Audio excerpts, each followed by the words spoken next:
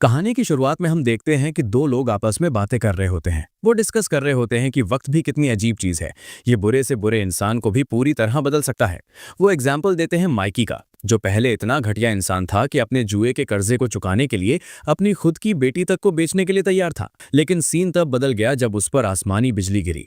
उस हादसे के बाद वो ऐसा बदला कि जो इंसान पहले अपनी फैमिली की जरा भी परवाह नहीं करता था, आज वो उन्हें बचाने के लिए शहर के सबसे बड़े गैंग लीडर से भी लड़ने को तैयार है।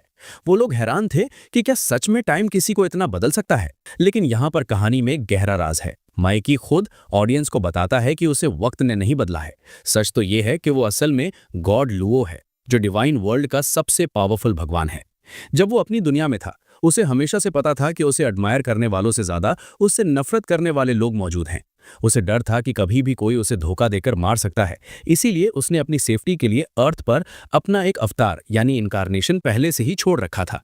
प्लान ये था कि जिस दिन डिवाइन वर्ल्ड में उसे धोखा मिलेगा, उसकी आत्मा का एक टुकड़ा अर्थ पर मौजूद इस बॉडी में आ जाएगा, और वो बॉडी माइकी की ही थी। जब वो इस शरीर में आया तो उसे एहसास हुआ कि असली माइकी बस एक हारा हुआ जुआरी था, जिसकी बॉडी में पहले कोई सोल या इमोशंस थे ही नहीं। इसीलिए वो इतना पत्थर दिल था। लेकिन अब उस बॉडी में गॉड लुओ की आत्मा है। वो क्लियर कर देता है कि अगर मुसीबत उस पर आई तो वो माइकी बनकर उसका सामना करेगा, लेकिन अगर खतरा उसकी फैमिली पर आया तो दुश्मनों का सामना साक्षात गॉड लुओ से होगा। वो अपने पुराने दुश्मनों और गद्दारों को भी चेतावनी देता है कि वो उन्हें ऐसी मौत देगा कि उनकी रूह कांप जाएगी और वो दोबारा जन्म लेने के बारे में सोचेंगे भी नहीं। अब मेन स्टोरी शुरू होती है। हम देखते हैं कि एक औरत जिसका नाम लिली है, वो माइकी पर बुरी तरह चिल्ला रही होती है। वो यकीन नहीं कर पा रही थी कि माइकी अपनी सगी बेटी सोफिया को गैम्बलिंग का उधार चुकाने के लिए बेचने जा रहा है। लिली उसे जानवर से भी बदतर कहती है और रोते हुए रिक्वेस्ट करती है कि वो सोफिया को छोड़ दे। वो वादा करती है कि वो डबल मेहनत करके और ज्यादा पार्ट टाइम जॉब्स करेगी ताकि ब्रदर हु का पैसा चुका सके। नन्ही सोफिया भी रोते हुए अपनी माँ से उसे बचाने की गुहार लगा रही होती है, लेकिन माइकी पर इन बातों का कोई असर नहीं होता। वो उल्टा लिली को ही सुनाने लगता है कि उसकी कमाई से तो उसके जुए के 2 राउंड का खर्चा भी नहीं निकलेगा, तो वो कर्जा क्या खाक चुकाएगी। वो लिली को बेवकूफ बोलते हुए डराता है कि अगर सोफिया को उनके हवाले नहीं किया तो ब्रदर हु के आदमी कल तक उन सबको काट डालेंगे। माइकी इतनी बेशर्मी से कहता है कि बच्चे तो और भी पैदा हो जाएंगे, लेकिन अभी जान बचाना ज्यादा जरूरी है। वो लिली को धमकी देता है कि अगर वो बीच में आई तो वो सोफिया के साथ साथ उसे भी मार देगा। ये कहकर वो लिली को एक तरफ फेंक देता है। लिली रोते हुए खुद को कोसती है कि उसने ऐसे राक्षस से शादी क्यों की। जब माइकी सोफिया को जबरदस्ती ले जाने लगता है तो लिली उसे धक्का देती है, जिससे माइकी का पैर फिसलता है और वो जमीन पर गिरकर घायल हो जाता है। माइकी को चोट लगने के बावजूद लिली उसे उठाने नहीं जाती। सोफिया बुरी तरह डरी हुई थी और रोते हुए कह रही थी कि वो आगे से कोई शरारत नहीं करेगी, बस उसे ले जाया ना जाए। लिली अपनी बेटी को गले लगाकर चुप कराती है और दिलासा देती है कि सब ठीक हो जाएगा। तभी सीन में ट्विस्ट आता है और कुछ गुंडे घर के अंदर घुस आते हैं। वो आते ही ताना मारते हैं कि माइकी के पास जुआ खेलने का तो बहुत टाइम है, लेकिन पैसे देने के नाम पर वो गायब हो जाता है। उनकी नजर जमीन पर पड़े घायल माइकी पर पड़ती है। एक गैंगस्टर मजाक उड़ाते हुए कहता है कि मरने का नाटक मत करो, तुम्हें पैसे तो देने ही पड़ेंगे। वो धमकी देते हैं कि अगर माइकी खड़ा नहीं हुआ तो वसूली उसकी फैमिली से करेंगे। ये सुनकर लिली जोर जोर से चिल्लाने लगती है, जिससे आसपास के पड़ोसी वहां जमा होने लगते हैं। वहां मौजूद गुंडे माहौल खराब कर रहे होते हैं। वो भीड़ से कहते हैं कि तुम लोग क्या तमाशा देख रहे हो, हम तो बस अपना दिया हुआ लोन वसूलने आए हैं, हमने कुछ भी इलीगल नहीं किया है। तभी भीड़ में से एक बुजुर्ग आदमी हिम्मत करके बोलता है कि तुम लोग एक बच्ची को किडनैप कर रहे हो और कह रहे हो कि कुछ गलत नहीं किया। वो धमकी देता है कि अगर वो नहीं गए तो वो पुलिस को बुला लेगा। इस पर गैंगस्टर एक बहुत ही कमीनी चाल चलता है। वो उस बूढ़े आदमी को पहचान लेता है और स्माइल करते हुए कहता है कि तुम सामने वाले घर में रहते हो ना, तुम्हारी ग्रैंड डॉटर भी बहुत क्यूट है, सोफिया और उसकी जोड़ी खूब जमेगी, बोलो तो उसे भी साथ ले चले। ये सुनते ही वो बुजुर्ग और बाकी पड़ोसी बुरी तरह डर जाते हैं। गैंगस्टर साफ कह देता है कि जिसे अपनी जान प्यारी है वो चुपचाप निकल ले। लोग डर के मारे वहां से भाग खड़े होते हैं। इसके बाद गैंगस्टर फिर से अपनी बात पर आता है। लिली अपने बचाव के लिए पास में पड़ा एक चाकू उठा लेती है और चिल्लाती है कि दूर रहो। वो साफ कहती है कि कर्जा माइकी ने लिया है, हमने नहीं, इसलिए वो बच्ची को नहीं ले जा सकते। लेकिन वो गैंगस्टर तो पुराना क्रिमिनल था।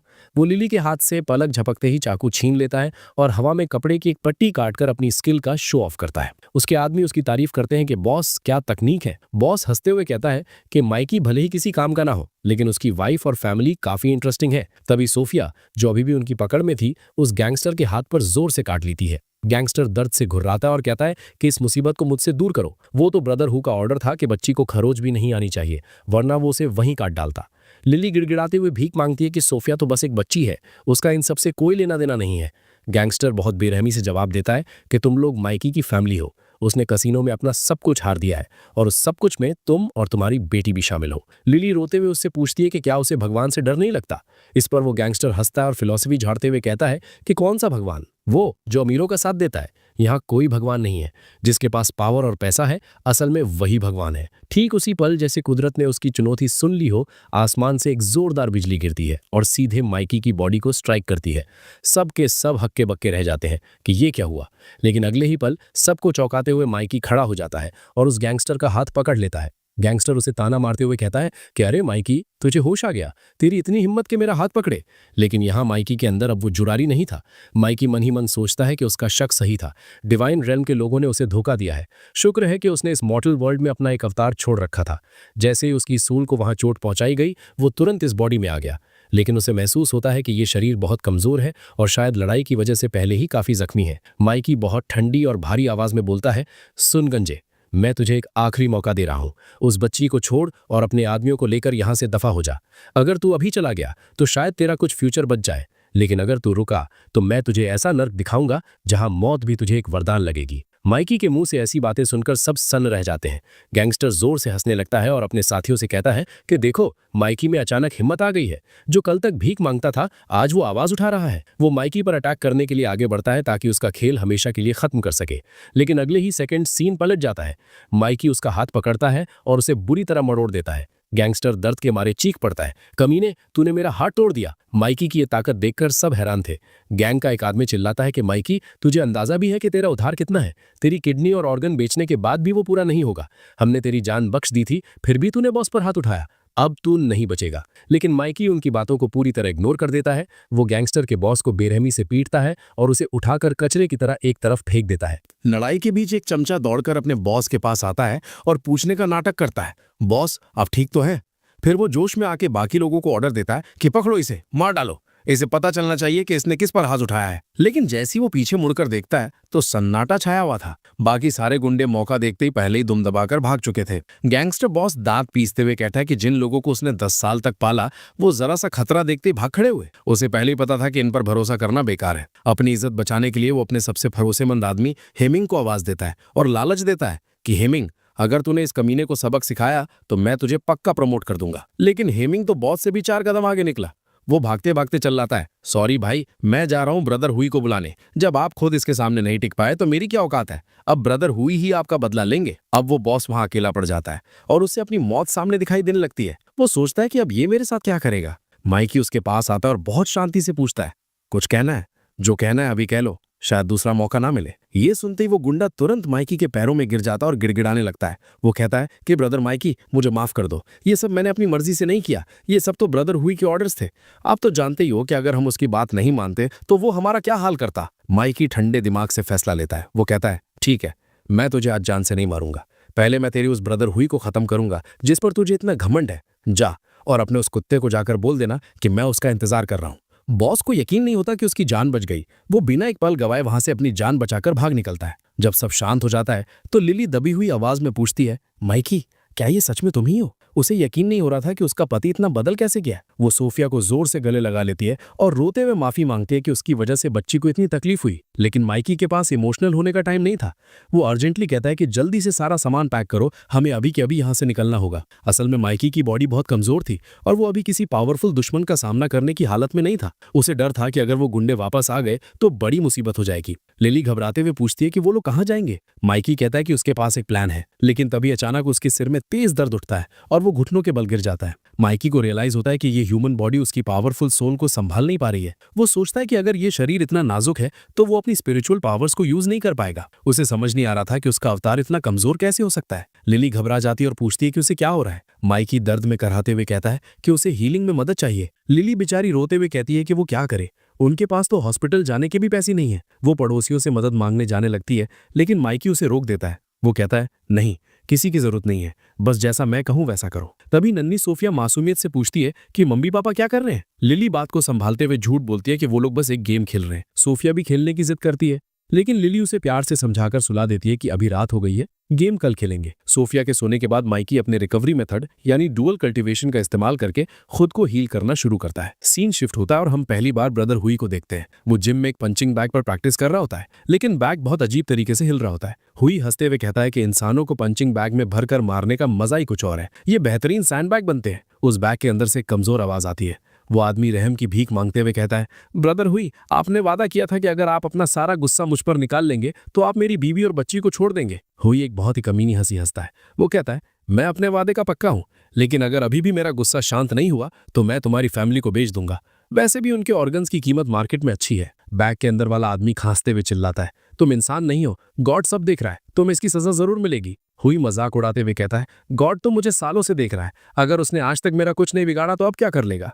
तभी उसके आदमी डरते हुए अंदर आते हैं और खबर देते हैं कि वो सोफिया को लाने में फेल हो गए। हुई का चेहरा लाल हो जाता है। वो कहता है, तुम गधों को इतने साल काम करते हुए हो गए, अभी तक नहीं पता कि मुझे फेलियर पसंद नहीं है। वो लड़की मुझे नहीं बल्कि मेरे बॉस को चाहिए थी। मैं अपनी बेइज्जती तो बर्दाश्त कर सकता हूँ, लेकिन अपने बॉस का ऑर्डर फेल होना नहीं। ये कहते ही वो पंचिंग बैग पर एक जोरदार मुक्का मारता है, जिससे अंदर वाले आदमी की मौके पर ही मौत हो जाती है। ये देखकर बाकी गुंडे थर-थर कांपने लगते हैं। हुई दहाड़ता है, तुम लोग एक मामूली कचरे को भी नहीं संभाल पाए। माइकी जैसा डरपोक जो रोज यहाँ जुए के पैसे मांगने आता था, तुम लोग उससे पिटकर आ गए। उनमें से एक गुंडा सफाई देते हुए बताता है कि बॉस, जब हम वहां गए तो वो बुरी तरह घायल था, लेकिन पता नहीं कैसे उस पर आसमानी बिजली गिरी और वो खड़ा हो गया। वो इतना पावरफुल हो गया था कि उसने हिलने की भी जहमत नहीं उठाई। उसने बस खड़े खड़े हमारे लीडर का हाथ पकड़कर तोड़ दिया। ब्रदर हुई धीरे से आगे बढ़ता और पूछता है, अच्छा कैसे तोड़ा हाथ, क्या ऐसे पकड़ा था? वो गुंडा हाँ में सिर हिलाता है, जी बिल्कुल वैसे ही। हुई एकदम से क्रूर हो जाता और कहता है, और फिर उसने मुट्ठी ऐसे भींची थी। ये बोलते ही वो उस गुंडे का हाथ बुरी तरह मरोड़ कर तोड़ देता है। हुई उसे लात मारकर भगाते हुए कहता है, मुझे अपने कसीनों में तो कचरा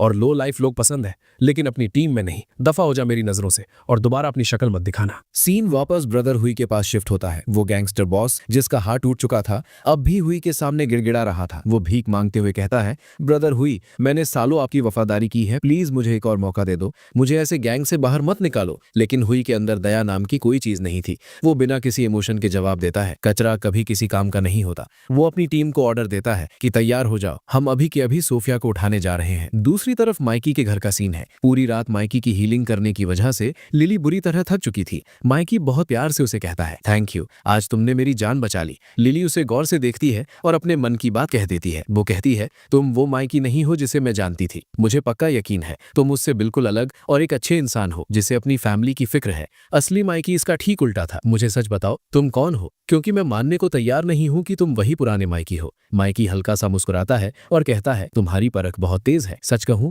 तो मैं एक इमॉर्टल हूं जो डिवाइन वर्ल्ड से आया है। वहां मेरी जान को हमेशा खतरा रहता था। मुझे पता था कि एक न एक दिन कोई मुझे धोखा देकर मार देगा, इसीलिए मैंने इस मॉर्टल वर्ल्ड में अपना एक वेसल यानी एक खाली शरीर छोड़ रखा था। माइकी आगे समझाता है, जब मेरी सोल का आखिरी टुकड़ा बचा तो मैंने इस बॉडी पर कंट्रोल कर लिया। तुम कह सकती हो कि वो पुराना माइकी भी मैं ही था, लेकिन वो बिना आत्मा का शरीर था, इसीलिए उसके अंदर कोई इमोशंस नहीं थे और वो इतने घटिया काम करता था। लिली को अपने कानों पर यकीन नहीं होता। वो हैरानी से पूछती है, तो क्या तुम कह रहे हो कि तुम एक गॉड हो, वही गॉड जिसकी हम पूजा करते हैं? माइकी सिर हिलाकर कंफर्म करता है, हाँ वही गॉड जिसके लिए तुम अगरबत्ती जलाती हो। तभी सोफिया की नींद खुलती है। वो अपनी आंखें मलते हुए मासूमियत से पूछती है, मम्मी पापा क्या आपका गेम खत्म हो गया? मुझे बहुत जोर की भूख लगी है। लिली बात संभालते हुए मुस्कुराती है और उसे फ्रेश होने भेज देती है ताकि वो उसके लिए खाना बना सके। माइकी सोफिया को पास बुलाता है और बहुत प्यार से कहता है, सोफिया कल मैंने जो भी किया उसके लिए मुझे माफ कर दो, अब से डैड तुम्हें कभी तकलीफ नहीं देंगे। तभी माइकी और लिली दोनों के पेट से भूख की आवाज आती है और लिली हंसते हुए खाना बनाने चली जाती है। लिली और सोफिया को खुश देकर माइकी मन ही मन सोचता है, मेरा ये पिछला अवतार कितना बुरा था, इसने इतनी प्यारी फैमिली को कितना दुख दिया। इनकी हालत ऐसी है कि खाने में एक अंडा मिलना भी इनके लिए लग्जरी है, लेकिन अब जब मैं यहाँ हूँ तो मैं इनकी लाइफ आसान बना दूंगा। माइकी एक गहरी बात सोचता है, कल्टीवेशन की दुनिया में मुझे सिखाया गया था कि इमोशंस सिर्फ रुकावट होते हैं, इसीलिए हजारों सालों की तपस्या में मैंने अपने जज्बातों को दबा कर रखा। किसी ने मुझे कभी नहीं बताया कि इमोशंस होना कैसा लगता है या फैमिली का साथ कितना सुकून देता है। वो कहते थे कि ये कमजोरी है, लेकिन इस फैमिली ने जो मुझे मिले अभी 24 घंटे भी नहीं हुए मुझे रियलाइज करवा दिया कि फैमिली कमजोरी नहीं होती। अगर आप अच्छे इंसान हो तो ये आपकी सबसे बड़ी ताकत बन जाती है। माइकी अभी ये सोच ही रहा था कि तभी धड़ाम दरवाजा एक जोरदार लात से खुलता है और ब्रदर हुई अंदर घुस आता है। हुई आते ही एक कुटिल स्माइल के साथ कहता है, मेरा स्वागत नहीं करोगे?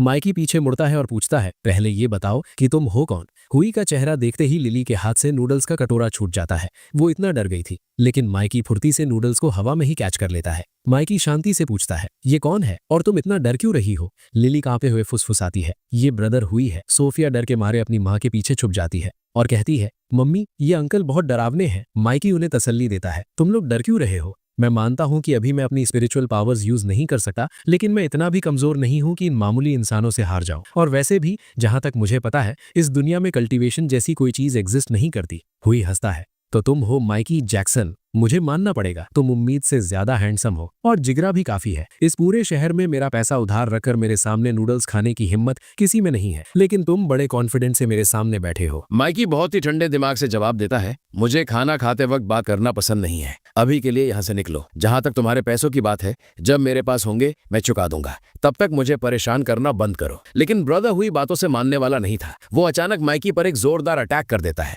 माइकी की आंखें फटी की फटी रह जाती हैं। वो हैरान था कि ये क्या मजाक है, इस आम इंसान के पास स्पिरिचुअल पावर कैसे हो सकती है। माइकी उस हमले को रोकने की कोशिश करता है, लेकिन वो पीछे की तरफ फिक जाता है। हुई ताना मारते हुए कहता है, बड़ा एटीट्यूड दिखा रहा था ना, तुझे जमीन पर वापस लाना जरूरी था। सोफिया रोते हुए चिल्लाती है, डैड आप ठीक तो है? हुई एक क्रूर हंसी हंसता है, तेरे डैड ने अभी अभी मेरा एक भारी पंच खाया है, वो ठीक कैसे हो सकता है? उसे भूल जा छोटी बच्ची, तुझे अब एक नई फैमिली मिलने वाली है। तभी हुई का एक आदमी कमीनेपन पर उतर आता है। वो पूछता है, बॉस आपको बच्ची चाहिए, लेकिन इस औरत का क्या करें? हुई बेशर्मी से स्माइल करता है और कहता है, मेरे साथ काम करने पर बोनस भी मिलता है, इसे अपना रिवॉर्ड समझ लो और रख लो। वो आदमी खुश होकर लिली की तरफ बढ़ता है। लिली डर के मारे चीखती है, माइकी प्लीज हमें बचाओ। अगले ही पल माइकी बिजली की रफ्तार से आगे लपकता है और अपने घुटने से उस आदमी के चेहरे पर इतना जोरदार वार करता है कि वो हवा में उड़ता हुआ दूर जा गिरता है। लिली राहत की सांस लेती है, शुक्र है तुम वापस आ गए। माइकी का चेहरा अब गंभीर था। वो मन ही मन सोचता है, ये गंजा आदमी बाकी गुंडों से बिल्कुल अलग है। मैं अपना गार्ड डाउन नहीं कर सकता, खासकर इस कमजोर बॉडी के साथ। मुझे इसके अंदर एक अजीब सी नेगेटिव एनर्जी महसूस हो रही है। इसे कहीं ना कहीं से एक्स्ट्रा पावर मिल रही है जो इसकी खुद की नहीं है। हुई उसे संभलने का मौका नहीं देता और दोबारा अटैक के लिए आगे बढ़ता है। वो कहता है, मानना पड़ेगा मैंने तुझे कुछ ज्यादा ही हल्का समझ लिया था। माइकी उसके वार को डॉज कर लेता है, लेकिन हुई रुकता नहीं है। वो लगातार हमले करता रहता है। तभी माइकी रियलाइज करता है कि लिली और सोफिया ठीक उसके पीछे बैठी हैं। अगर वो हटा तो हमला उन पर लगेगा। मजबूरन उसे अपनी जगह पर डटे रहना पड़ता है और वो अपने हाथ से हमले को ब्लॉक करता है। माइकी दर्द से करहा उठता है। वो सोचता है, मैं इस कमजोर शरीर का क्या करूं? सिर्फ ब्लॉक करने से ही मेरी हड्डियां चटक रही हैं। हुई को ये बात समझ आ जाती है। वो खुशी से हंसता है, मुझे पक्का कुछ टूटने की आवाज आई है। अब समझा, तुम अपनी फैमिली को बचाने के लिए साइड नहीं हटोगे, है ना? अब जब मुझे तुम्हारी कमजोरी पता चल गई है तो मैं इतना बेशरम हूं कि मैं बार बार तुम्हारी फैमिली पर ही वार करूंगा। माइकी मजबूर होकर हर अटैक को अपनी बॉडी पर झेलने लगता है। हुई को इसमें मजा आने लगता है। वो कहता है, तुझसे लड़ने में तो मजा आ रहा है। आमतौर पर लोग मेरी 10% पावर में ही मर जाते हैं, लेकिन तुझ पर मैंने 80% पावर यूज कर ली है और तू अभी भी खड़ा है। अभी तुझे मरने की परमिशन नहीं है। मैं तुझ पर अपनी पूरी पावर टेस्ट करना चाहता हूँ। माइकी समझ जाता है कि वो ऐसे नहीं जी पाएगा। वो सोचता है, ये कमजोर शरीर उसे सीधी टक्कर नहीं दे सकता, खासकर जब मुझे लिली और सोफिया को भी प्रोटेक्ट करना है। लगता है अब मुझे अपनी इनर टेक्निक यूज करनी ही पड़ेगी। ये सोचते ही माइकी अपनी इनर पावर एक्टिवेट करता है और अपने स्पिरिचुअल सी यानी अपनी आत्मा की दुनिया में चला जाता है। यहाँ माइकी एक मास्टर प्लान बनाता है। वो सोचता है, मेरी पिछली लाइफ में मैंने हजारों मार्शल आर्ट्स टेक्निक मास्टर की थी और मुझे वो सब अब भी याद है, लेकिन प्रॉब्लम यह है कि ये बॉडी अभी उन्हें झेल नहीं सकती। तो मैं अपने स्पिरिचुअल सी के अंदर इस बॉडी को ट्रेन करूंगा जब तक कि ये उन टेक्निक्स को सही से परफॉर्म ना कर ले। अच्छी बात यह है कि यहाँ का टाइम अलग चलता है। रियल वर्ल्ड का 1 सेकेंड यहाँ के 10 साल के बराबर है, यानी मेरे पास मार्शल आर्ट्स की प्रैक्टिस करने के लिए पूरे 10 साल है। जब माइकी अपनी आंखें खोलता है तो हुई अभी भी उस पर अटैक कर रहा था। हुई उसका मजाक उड़ाते हुए कहता है, मैंने सुना था कि कबूतर बिल्ली को देकर आंखें बंद कर लेता है, लेकिन आज पहली बार देख रहा हूं कि कोई डर के मारे आंखें बंद कर रहा है। और तूने अपना सिर ऐसे क्यों पकड़ रखा था? क्या तू गोकू की तरह टेलीपोर्ट करने का प्लान बना रहा था? ठीक उसी पल जब हुई का पंच लगने वाला था, माइकी उसे बड़ी आसानी से डिफ्लेक्ट कर देता है। माइकी बहुत शांति से कहता है, ये मेरा मार्शल आर्ट्स ट्रांसम्यूटेशन फोर्स है। इसका इस्तेमाल करके मैं आने वाले किसी भी अटैक की दिशा बदल सकता हूँ और क्योंकि ये बॉडी अब ट्रेन हो चुकी है, ये इस टेक्निक को सही तरीके से परफॉर्म कर सकती है। हुई को अपनी आंखों पर यकीन नहीं होता। वो शॉक्ड रह जाता है। ये क्या हुआ? मैंने तो सीधा पंच मारा था, ये मुड़ कैसे गया? माइकी उसे सोचने का मौका नहीं देता और तुरंत काउंटर अटैक शुरू कर देता है। वो कहता है, और ये मेरी डिवाइन लेवल बॉक्सिंग टेक्निक है जिसे मैंने अपने स्पिरिचुअल सी के अंदर 20 साल तक प्रैक्टिस किया है। हुई बुरी तरह घबरा जाता है। ये अचानक इतना कैसे बदल गया? मेरे अटैक्स इस पर काम ही नहीं कर रहे और इसके वार मुझे असली डैमेज दे रहे हैं। ब्रदर हुई अपनी हार को मानने के लिए तैयार नहीं था। वो अपनी बची खुची ताकत से माइकी के लोअर बॉडी पर अटैक करता है और चिल्लाता है, आज तो मैं तुझे पूरी तरह खत्म कर दूंगा। लेकिन माइकी इसकी किक को आसानी से ब्लॉक कर लेता है। माइकी कहता है, अब समय आ गया है स्टेट ऑफ परफेक्ट हार्मनी का इस्तेमाल करने का। ये कहते ही माइकी तेजी से आगे बढ़ता है और अपनी दोनों कोनियों से हुई के पेट पर इतना जोरदार वार करता है कि हुई दर्द के मारे करह उठता है। अपनी हालत खराब होती देख हुई अपने आदमियों पर चिल्लाता है, तुम लोग क्या तमाशा देख रहे हो, मारो इसे, इस कमीने के टुकड़े टुकड़े कर दो। उसके सारे गुंडे एक साथ माइकी की तरफ दौड़ते हैं, ये कहते हुए कि तेरी हिम्मत कैसे हुई हमारे बॉस पर हाथ उठाने की। माइकी एकदम शांत रहता है। वो कहता है, ये मेरा कंप्लीट मार्शल अलाइनमेंट है। मैंने अपने स्पिरिचुअल सी में 50 साल तक मार्शल आर्ट्स की ट्रेनिंग की है, इसीलिए अब मेरे पास एक परफेक्ट मार्शल बॉडी है। तुम 100 लोग भी एक साथ आ जाओ तब भी मेरा कुछ नहीं बिगाड़ पाओगे। और सच में वही होता है। माइकी उन गुंडों को एक एक करके पकड़ता है और हवा में ऐसे उछालता है जैसे वो कोई खिलौने हो। ब्रदर हुई ये देखकर पागल हो जाता है। वो चीखता है, ये तू कैसे कर रहा है, तेरी असली ताकत तो बड़ी नहीं है, फिर भी तू पहले से इतना ज्यादा स्ट्रांग कैसे हो गया। डर के मारे हुई अपना आखिरी पत्ता खेलता है। वो धमकी देता है, मुझे हाथ मत लगाना, मेरे पीछे बहुत पावरफुल लोग हैं, मैं यंग मास्टर के लिए काम करता हूँ, अगर तूने मेरा कुछ भी बिगाड़ा तो वो तुझे कभी माफ नहीं करेंगे। माइकी उसकी धमकी को हवा में उड़ा देता है। वो ठंडे स्वर में पूछता है, बार बार यंग मास्टर का नाम क्यों ले रहे हो, क्या तुम खुद कुछ नहीं कर सकते, और अगर खुद कुछ नहीं कर सकते तो यहाँ आए ही क्यों थे। इसके बाद माइकी अपनी थर्ड आई खोलता है।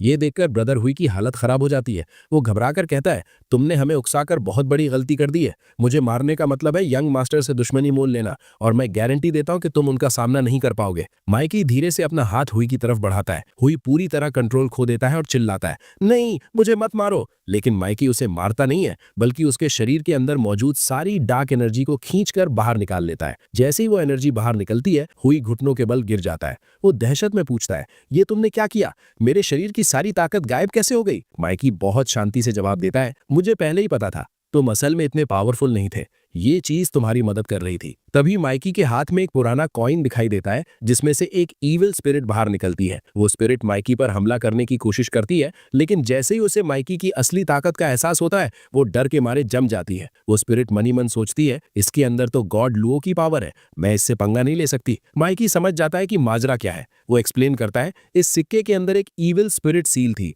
जो हुई की बॉडी को कंट्रोल कर रही थी। एक ईविल स्पिरिट तुम्हें बहुत ज्यादा ताकत तो देती है, लेकिन बदले में वो तुम्हारी उम्र सोख लेती है। तुम फिजिकली स्ट्रांग तो बन जाते हो, लेकिन तुम्हारी उम्र तेजी से घटने लगती है। माइकी हुई की तरफ इशारा करते हुए कहता है, ये आदमी दिखने में 60 साल का लग रहा है, लेकिन असलियत में इसकी उम्र सिर्फ 30 साल है। इसीलिए मैं हैरान था कि इसके जैसा मामूली आदमी मुझ पर प्रेशर कैसे डाल रहा था। ये कल्टीवेटर की पावर नहीं, बल्कि उधार की ताकत यूज कर रहा था।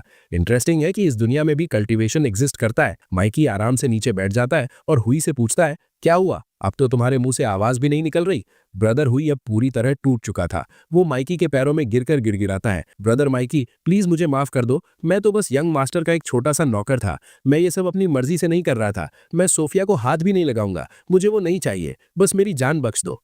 माइकी उसे घृणा से देखकर कहता है, अपने आदमियों को लो और यहाँ से दफा हो जाओ, मैं जैसे कीड़े को मारकर अपने हाथ गंदे नहीं करूंगा। और हाँ, अपने उस यंग मास्टर को जाकर मेरा मैसेज दे देना, अगर उसने मेरी फैमिली के पीछे आया तो मैं उसके पीछे आऊंगा। मैं तो अपनी फैमिली को बचा लूंगा, लेकिन वो अपने लोगों को नहीं बचा पाएगा। जैसे ही खतरा टलता है, नन्ही सोफिया खुशी से दौड़कर माइकी के गले लग जाती है। वो चहकते हुए कहती है, मेरे हैंडसम डैड दुनिया के बेस्ट डैड हैं, आप फाइट भी बहुत अच्छी करते हो। वो प्यार से माइकी को किस करती है। माइकी को पहली बार कुछ अलग महसूस होता है। वो सोचता है, ये बस एक मॉडल बच्ची है। डिवाइन वर्ल्ड में ऐसे लोगों को नीची नजर से देखा जाता है, लेकिन सच कहूं तो जब ये बच्ची मेरे पास आती है तो मुझे बहुत अच्छा लगता है। माइकी मुस्कुराते हुए पूछता है, क्या मैं सच में हैंडसम हूँ। सोफिया प्राउडली जवाब देती है, आपको पता है, सब कहते हैं कि आप भले ही बाकी कामों में बेकार हो, लेकिन दिखने में बहुत अच्छे हो, और पता है क्या, मैं बिल्कुल आपकी जैसी दिखती हूँ। तभी लिली चिंता जताते हुए बीच में टोकती है, माइकी हमें यहाँ से चलना चाहिए, कल तुम्हारी हीलिंग के चक्कर में मैं ब्रदर हुई के बारे में तो भूल ही गई थी, अब तुमने उसे जाने दिया है तो वो पक्का और ज्यादा आदमियों के साथ वापस आएगा, ये मुसीबत बढ़ती जाएगी। माइकी उसे शांत करते हुए कहता है, डरने की कोई बात नहीं है, सच कहूं तो अगर मैं चाहता तो उसे वहीं मार सकता था, लेकिन मैंने जानबूझकर उसे जाने दिया। लिली हैरान रह जाती है, जानबूझकर तुमने ऐसा क्यों किया माइकी। माइकी राज खोलता है। वो समझाता है, इस दुनिया में स्पिरिचुअल एनर्जी बहुत कम हो गई है, अगर कोई मेडिटेशन के जरिए कल्टीवेट करने की कोशिश करेगा तो उसे सालों लग जाएंगे और फिर भी कुछ खास हासिल नहीं होगा। दूसरी तरफ ब्रदर हुई जैसे लोग ईविल सोर्सेस का इस्तेमाल करके जल्दी पावर हासिल कर लेते हैं। वो आगे बताता है, ये सब उस समय से चला आ रहा है जब इंसानों की दुनिया और इमॉर्टल वर्ल्ड अलग हुए थे। उस वक्त कई पावरफुल फैमिलीज ने इमॉर्टल वर्ल्ड के कुछ टुकड़े अपने पास बचाकर रख लिए थे। वो ईविल स्पिरिट उन्हीं में से एक थी। अब जब वो हमारे हाथ लग गई है तो ये हमारी कल्टीवेशन में बहुत मदद करेगी। लिली कंफ्यूज होकर पूछती है, हमारी कल्टीवेशन, तुम्हारा क्या मतलब है। माइकी सिर हिलाकर कहता है, हाँ, हमारी कल्टीवेशन। सिर्फ मैं पावरफुल नहीं बनूंगा, मेरी पूरी फैमिली साथ में पावरफुल बनेगी। आज से हम सब मिलकर इमॉर्टैलिटी की राह पर चलेंगे। सोफिया की आंखों में चमक आ जाती है। वो एक्साइटमेंट के साथ पूछती है, डैड, मैंने नॉवेल्स में पढ़ा है कि कल्टीवेटर्स आसमान में उड़ सकते हैं, क्या हम भी उड़ पाएंगे? माइकी मुस्कुराते हुए वादा करता है, हाँ बिल्कुल, बहुत जल्द हम तीनों आसमान की सैर करेंगे। सोफिया खुशी से तालियां बजाने लगती है कि ये तो बहुत मजेदार होगा। लेकिन लिली के मन में अभी भी एक सवाल था। वो झिझकते हुए पूछती है, लेकिन माइकी, सोफिया और मैं कल्टीवेशन कैसे करेंगे? मैंने आज तक सिर्फ किताबों में इसके बारे में पढ़ा है, रियल लाइफ में तो मैं पहली बार सुन रही हूँ। माइकी बहुत प्यार से समझाता है, देखो सोफिया अभी बहुत छोटी है, डिवाइन वर्ल्ड में बच्चे इसी उम्र में कल्टीवेशन शुरू कर देते हैं। अगर मैं इसे एक एलिक्सिर दे दूं तो इसकी बॉडी कल्टीवेशन के लिए एकदम परफेक्ट हो जाएगी, इसे कोई परेशानी नहीं होगी। सोफिया फिर से बीच में बोल पड़ती है, डैड, क्या एलिक्सिर कैंडी जैसा होता है? अगर वो टेस्टी हुआ तो क्या मैं ढेर सारा खा सकती हूँ? माइकी हंसते हुए कहता है, अगर तुम्हें कैंडी पसंद है तो मैं एलिक्सिर का टेस्ट बिल्कुल कैंडी जैसा बना दूंगा। सोफिया खुश हो जाती है कि तब तो कल्टीवेशन करने में बहुत मजा आएगा। माइकी फिर लिली की तरफ मुड़ता है और कहता है, जहां तक हम बड़ों की बात है, हम ऑलरेडी ग्रो कर चुके हैं, इसलिए हमारे लिए कल्टीवेशन इतना आसान नहीं होगा, लेकिन हमारे पास पावरफुल बनने का एक बहुत फास्ट तरीका है। माइकी थोड़ा शरारती अंदाज में कहता है, और मुझे नहीं लगता कि मुझे इसे एक्सप्लेन करने की जरूरत है, क्योंकि हम उस तरीके को पहले ही यूज कर चुके हैं। हमें टाइम वेस्ट नहीं करना चाहिए, दुश्मन कभी भी आ सकते हैं। सोफिया जो अभी बच्ची है, इन बातों का मतलब नहीं समझती। वो मासूमियत से कहती है, मम्मी पापा, अगर आप लोग कल्टीवेशन करने वाले हो तो मैं बाहर खेलने जा रही हूँ। माइकी हामी भरता है, ठीक है तो चलो शुरू करते हैं। इसके बाद वो दोनों अपनी कल्टीवेशन प्रैक्टिस शुरू कर देते हैं। अब सीन शिफ्ट होता है और हम पहली बार शहर के एक आलीशान क्लब का नजारा देखते हैं। वहां एक यंग मास्टर बड़े आराम से सोफे पर बैठकर गाना गा रहा था। तभी ब्रदर हुई बदहवास हालत में अंदर दौड़ता हुआ आता है। हुई घबराते हुए कहता है, यंग मास्टर, एक बहुत बड़ी गड़बड़ हो गई है। यंग मास्टर, जिसका नाम जी है, वो बहुत शांत रहता है। वो कहता है, तुम्हारी स्पीड देखकर लग रहा है कि तुमने मेरा काम पूरा कर दिया है, चिंता मत करो, तुम्हें बेहतरीन रिवॉर्ड मिलेगा। लेकिन हुई डर के मारे उसके पैरों में गिर पड़ता है। वो कहता है, यंग मास्टर, प्लीज मुझे माफ कर दीजिए, मैं फेल हो गया। जैसा आपने कहा था, हमने उस बच्ची के पिता माइकी को घेर लिया था। वो अपनी बेटी सौंपने ही वाला था। वो माइकी जिसे हम जानते थे, वो तो डरपोक और कमजोर था, लेकिन जब हम बच्ची को लेने गए तो अचानक उसके अंदर कोई अजीब सी ताकत आ गई। हुई आगे सफाई देता है, उसने मेरे आदमियों को चुटकियों में पीट दिया। मुझे लगा शायद कोई गलती हुई होगी, तो मैं और ज्यादा आदमियों को लेकर वापस गया, लेकिन उसने हमें फिर से हरा दिया, वो भी बिना किसी मेहनत के। इसीलिए मैं यहाँ आया हूँ, हम उसे नहीं हरा सकते। यंग मास्टर, अब आपको ही कुछ करना होगा। गुस्से में यंग मास्टर जी अपने हाथ में पकड़ा माइक्रोफोन चकनाचूर कर देता है। ये देखकर हुई की जान निकल जाती है। वो गिड़गिड़ाता है, यंग मास्टर, कसम से ऐसी गलती दोबारा नहीं होगी। यंग मास्टर जी हल्का सा हंसता है। वो कहता है, लगता है तुम्हें मैं छोटी सोच वाला इंसान लगता हूँ। तुमने सालों मेरी वफादारी से सेवा की है, गलतियां तो होती रहती हैं। आज मैं तुम्हें तुम्हारे फेलियर की सजा दूंगा, लेकिन उससे पहले तुम्हारी वफादारी का इनाम भी दूंगा। देख लो तुम्हारा यंग मास्टर कितना दरिया दिल है। जी इशारा करता है और कहता है, तुम्हारी सर्विस के बदले मैं तुम्हें ये औरत इनाम में देता हूँ, ये जिंदगी भर तुम्हारी सेवा करेगी। हुई खुशी से पागल हो जाता है और बार बार झुकर थैंक यू बोलता है। वो सोचता है कि वो खामखा डर रहा था। यंग मास्टर तो बहुत अच्छे हैं। वो वादा करता है कि ये उसकी आखिरी गलती होगी। यंग मास्टर अपना हाथ उठाता है और ठंडे दिमाग से कहता है, हाँ, ये सच में तुम्हारी आखिरी गलती होगी। अचानक हुई को कुछ अजीब महसूस होता है। वो घबराकर पूछता है, यंग मास्टर, आप ये क्या कर रहे हैं? मेरा शरीर जम क्यों रहा है? क्या मैंने कुछ गलत किया? जी बहुत क्रूरता से जवाब देता है, लगता है तुमने मेरी बात ध्यान से नहीं सुनी। मैं सक्सेस पर रिवॉर्ड देता हूँ जो तुम्हें मिल गया, लेकिन अब बारी है पनिशमेंट की। मैंने तुम्हें एक जरूरी मिशन दिया था और तुम फेल हो गए। सिर्फ फेल ही नहीं हुए, तुमने वो मैजिकल आर्टिफैक्ट भी खो दिया जो मैंने तुम्हें दिया था। क्या तुम्हें सच में लगता है कि तुम अभी भी जीने के लायक हो? ऐसी गलती की सिर्फ एक ही सजा है और वो है मौत। बोलते बोलते जी अपनी पावर का इस्तेमाल करता है और हुई की सोल को उसके शरीर से खींच लेता है और उसे निगल जाता है। वो बहुत रूखेपन से कहता है, अगर छोटे मोटे काम भी मुझे खुद ही करने पड़ेंगे तो फिर तुम किस काम के थे? पास खड़ी लड़की जो रिवॉर्ड के तौर पर दी गई थी, वो डरते डरते पूछती है, यंग मास्टर जी, अगर यहाँ मेरे लिए कोई काम नहीं है तो क्या मैं जा सकती हूँ? जी उसे घूरते हुए डांटता है, जा सकती हो? तुम मुझसे क्यों पूछ रही हो? क्या तुम भूल गई कि अब तुम्हारा मास्टर कौन है? मैं अब तुम्हारा मास्टर नहीं हूँ, ये गंजा आदमी तुम्हारा नया मास्टर है। अब से जो ये कहेगा तुम वही करोगी। इसके साथ ही जी अपनी कॉर्प्स रिफाइनिंग टेक्निक का इस्तेमाल करके हुई की बेजान लाश को एक ज़ॉम्बी में बदल देता है। अचानक ब्रदर हुई की बॉडी में एक जबरदस्त एनर्जी का बहाव होता है और वो झटके से खड़ा हो जाता है। पास खड़ी लड़की की हालत खराब हो जाती है। वो मन ही मन सोचती है, ये क्या हुआ? ये आदमी मरा हुआ था, ये वापस जिंदा कैसे हो गया? और ये मुझे ऐसे क्यों घूर रहा है? लेकिन इससे पहले कि वो कुछ समझ पाती, ज़ॉम्बी बना हुआ हुई आगे बढ़ता है और बिना किसी हिचकिचाहट के उसे जान से मार देता है। मारने के बाद वो एक अजीब सी आवाज में बड़बड़ाता है, मुझे भूख लगी है, मुझे खाने के लिए कुछ चाहिए। यंग मास्टर जी बहुत ही शांत और क्रूर तरीके से कहता है, मैंने तुम्हें रिवॉर्ड दिया तो है, जो तुम्हारे कदमों में पड़ा है उसे खा लो। जब पेट भर जाए तो चुपचाप जाना और मेरा काम कर देना। अब सीन शिफ्ट होता है और हम वापस माइकी के घर का नजारा देखते हैं। वहां माइकी और लिली कल्टीवेशन कर रहे थे। प्रोसेस के दौरान उनकी बॉडी से सारी इम्प्योरिटीज यानी गंदगी काले धुएं की तरह बाहर निकल रही थी। जैसे ही प्रोसेस खत्म होता है, लिली बुरी तरह थककर बिस्तर पर गिर जाती है। वो हाफते हुए कहती है, मैं तो पूरी तरह टूट गई हूँ, बहुत थकान हो रही है। माइकी पूछता है, लेकिन तुम्हें महसूस कैसा हो रहा है? लिली एक गहरी सांस लेती है और जवाब देती है, सच कहूं तो मुझे बहुत हल्का और कंफर्टेबल फील हो रहा है। आज से पहले मैंने इतना रिलैक्स्ड कभी महसूस नहीं किया। मेरे कमर का वो दर्द जो सालों से मुझे परेशान कर रहा था, वो पूरी तरह गायब हो गया है। माइकी समझाता है, हमने अभी अभी जो तकनीक इस्तेमाल की उससे हमारे शरीर की सारी गंदगी बाहर निकल गई है। अब हमारी बॉडी लगभग सोफिया जैसी प्योर हो चुकी है। जैसे जैसे हम आगे कल्टीवेट करेंगे, हम और ज्यादा स्ट्रांग होते जाएंगे। लिली थोड़ी हिचकिचाहट के साथ पूछती है, क्या हमें अभी भी कल्टीवेशन जारी रखना जरूरी है? क्या आज के लिए इतना काफी नहीं है? माइकी सीरियस हो जाता है, सीरियसली लिली, हमें नहीं पता कि दुश्मन कब आ धमके। बॉडी को प्योरीफाई करने से हम हेल्दी तो हो गए हैं, लेकिन दुश्मनों का सामना करने के लिए अभी हम काफी नहीं है। खासकर तुम्हें और स्ट्रांग होना पड़ेगा, ताकि जब मैं लड़ रहा हूं तो तुम सोफिया को प्रोटेक्ट कर सको। हमारा अगला टारगेट है की रिफाइनिंग रेल्म तक पहुंचना। लिली चिंता जताते हुए कहती है, मैंने टीवी शोज में देखा है कि की रिफाइनिंग लेवल तक पहुंचने में लोगों को बहुत लंबा वक्त लगता है। हम इतनी जल्दी वहां कैसे पहुंच सकते हैं? माइकी हामी भरता है, हाँ तुम सही कह रही हो। अगर हम सिर्फ नेचुरल एनर्जी को एब्जॉर्ब करके आगे बढ़ेंगे तो हमें सालों लग जाएंगे, लेकिन हमारे पास लंबा रास्ता चुनने का टाइम नहीं है। माइकी आगे बताता है, डिवाइन वर्ल्ड में मैंने हजारों तकनीकें सीखी थी। मुझे पता चला कि अगर कुछ खास तरीकों को मिला दिया जाए तो कल्टीवेशन की स्पीड बढ़ाई जा सकती है। वो अपनी जेब से वो पुराना सिक्का निकालता है और कहता है, इस टोकन को देखो, इसके अंदर उस ईवल स्पिरिट की एनर्जी कैद है। अगर हम इस एनर्जी को सही से प्योरीफाई कर लें तो हम एक ही रात में की रिफाइनिंग लेवल तक पहुंच सकते हैं। लिली घबराते हुए पूछती है, लेकिन तुमने तो कहा था कि इसमें ईविल एनर्जी है, अगर वो हमारे अंदर चली गई तो क्या प्रॉब्लम नहीं होगी? माइकी बहुत ही शांति से उसे कल्टीवेशन की क्लास देता है। वो कहता है, ध्यान से सुनो, कल्टीवेशन 3 तरह की होती है। पहली है नेचुरल कल्टीवेशन, इसमें हम नेचर से एनर्जी लेते हैं, ये सबसे सेफ है लेकिन बहुत स्लो है। दूसरी है ड्यूअल कल्टीवेशन, जो हम कर रहे हैं, ये तेज है और आसान भी। और तीसरी है प्लंडरिंग कल्टीवेशन,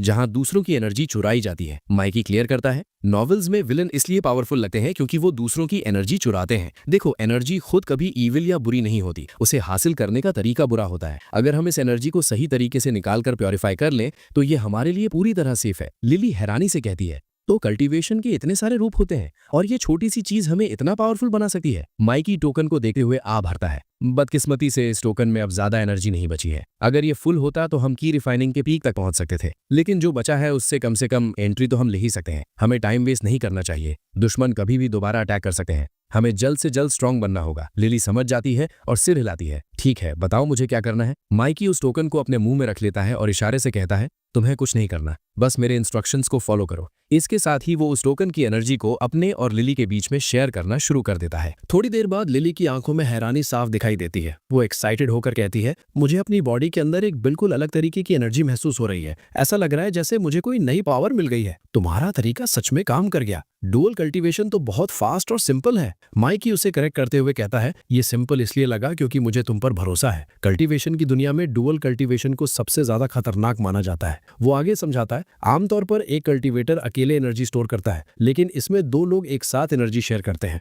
अगर दोनों में से किसी एक के मन में भी जरा सा लालच आ जाए तो पूरा प्रोसेस बर्बाद हो जाता है। इसमें भरोसा ही सब कुछ है। बहुत से लोग पावरफुल तो बने, लेकिन जैसे ही लालच आया दोनों पार्टनर मारे गए। लिली धीमी आवाज में पूछती है, तुम कहते हो भरोसा जरूरी है, लेकिन तुम तो अभी अभी इमॉर्टल वर्ल्ड से आए हो, तो मुझ पर इतना आंख मूंद कर भरोसा कैसे कर सकते हो? तुम एक गॉड हो और मैं एक मामूली इंसान। अगर मेरे मन में लालच आ जाता तो? माइकी बहुत प्यार से जवाब देता है, जैसा मैंने तुम्हें बताया, ये शरीर हमेशा से मेरा ही था। जब मेरी सोल वापस आई तो मैंने इस शरीर की सारी यादें देखी। मैंने देखा कि मेरे अवतार ने तुम्हारे साथ कितना बुरा बर्ताव किया था, इतना बुरा कि कोई और होता तो उसे कब का छोड़कर चला जाता, लेकिन तुम फिर भी रुकी रही, तुमने उसका ख्याल रखा। माइकी इमोशनल होकर कहता है, उसी पल मेरी नजरों में तुम्हारी इज्जत बहुत बढ़ गई। मुझे एहसास हो गया कि तुम वो हो जो मुझे कभी धोखा नहीं देगी। अगर तुम मुझसे पूछो कि मोर्टल वर्ल्ड में आने के बाद मेरा सबसे बड़ा खजाना क्या है, तो वो तुम हो। फिर वो माहौल को हल्का करते हुए मुस्कुराता है, अब मुझे ऐसे घूरना बंद करो, हमें अभी भी कल्टीवेट करना है और जल्द ही ब्रेक थ्रू करना है। सीन बदलता है। हम देखते हैं कि सोफिया पार्क में मजे से खेल रही है, लेकिन तभी अचानक ज़ॉम्बी बन चुका ब्रदर हुई उसके ठीक पीछे आ खड़ा होता है। उसी वक्त घर पर बैठे माइकी को खतरे का एहसास हो जाता है। माइकी तुरंत अलर्ट हो जाता है, दुश्मन आ चुके हैं, हमें जल्दी करना होगा, सोफिया मुसीबत में है। लिली घबरा जाती है, सोफिया जरूर पार्क में खेल रही होगी। माइकी लिली को एक जरूरी इंस्ट्रक्शन देता है, मुझे कस कर पकड़ लो, हमारा कल्टीवेशन ब्रेक थ्रू के बीच में है, इसलिए तुम्हें मुझसे दूर नहीं होना है। हम इसी हालत में सोफिया को बचाने चलेंगे, बस मुझे छोड़ना मत। दूसरी तरफ पार्क में ज़ॉम्बी हुई सोफिया पर हमला करने के लिए आगे बढ़ता है। ठीक उसी वक्त माइकी बिजली की रफ्तार से वहां पहुंचता है और एक जोरदार किक मारकर हुई को दूर फेंक देता है। सोफिया रोते हुए कहती है, डैड ये मॉन्स्टर बहुत डरावना है, इसने मुझे डरा दिया। माइकी उसे दिलासा देता है, डरो मत, डैड आ गए हैं ना, बस अपनी आंखें बंद करो और मेरे पीछे खड़ी हो जाओ। जब तुम आंखें खोलोगी तो ये ज़ॉम्बी अंकल फिर से अच्छे इंसान बन जाएंगे। अब हमारा फोकस ब्रदर हुई पर जाता है, जो माइकी को देखते ही गुस्से से पागल हो जाता है। माइकी उसे गौर से देखता है और समझ जाता है ये अब इंसान नहीं रहा, ये पूरी तरह से एक कॉप्स पपेट बन चुका है। माइकी मन ही मन एनालाइज करता है, जैसा मुझे शक था, हुई के पीछे जो लोग हैं वो उसकी हार बर्दाश्त नहीं कर पाए, उन्होंने इसे एक जिंदा लाश बनाकर मुझे मारने के लिए भेजा है। माइकी अपने मार्शल आर्ट्स का इस्तेमाल करता है और हुई को एक बहुत ही खतरनाक पंच मारता है, लेकिन अजीब बात यह थी कि हुई पर इसका कोई असर नहीं होता। चूंकि वो अब एक कॉप्स पपेट है, उसे दर्द महसूस ही नहीं होता। माइकी ऑडियंस को एक्सप्लेन करता है, कॉप्स पपेट्स के साथ यही सबसे बड़ी प्रॉब्लम है, अगर आप उन्हें खत्म करना चाहते हैं तो आपको उन्हें एक ही स्ट्राइक में पूरी तरह से नष्ट करना होगा, वरना आपके छोटे मोटे हमलों का उन पर कोई असर नहीं होगा। लड़ाई के दौरान हुई माइकी का एक हाथ पकड़ लेता है और दूसरे हाथ से उस पर हमला करने की कोशिश करता है, लेकिन माइकी घबराता नहीं है, बल्कि वो यही चाहता था। वो सोचता है, मैं इसी मौके का इंतजार कर रहा था, अब जब इसने मुझे पकड़ लिया है तो मैं इस लाश को कंट्रोल कर सकता हूँ। माइकी अपनी स्पिरिचुअल टेक्निक को एक्टिवेट करता है और इसी के साथ उसे एक ब्रेक थ्रू मिलता है। वो पूरे जोश में चिल्लाता है, मिस्टिक गेट्स की पहली टेक्निक, ईविल ब्रेकर। सिर्फ एक बार और वो खौफनाक कॉप्स पपेट जमीन पर ढेर हो जाता है। माइकी तुरंत लिली की तरफ मुड़ता है और पूछता है,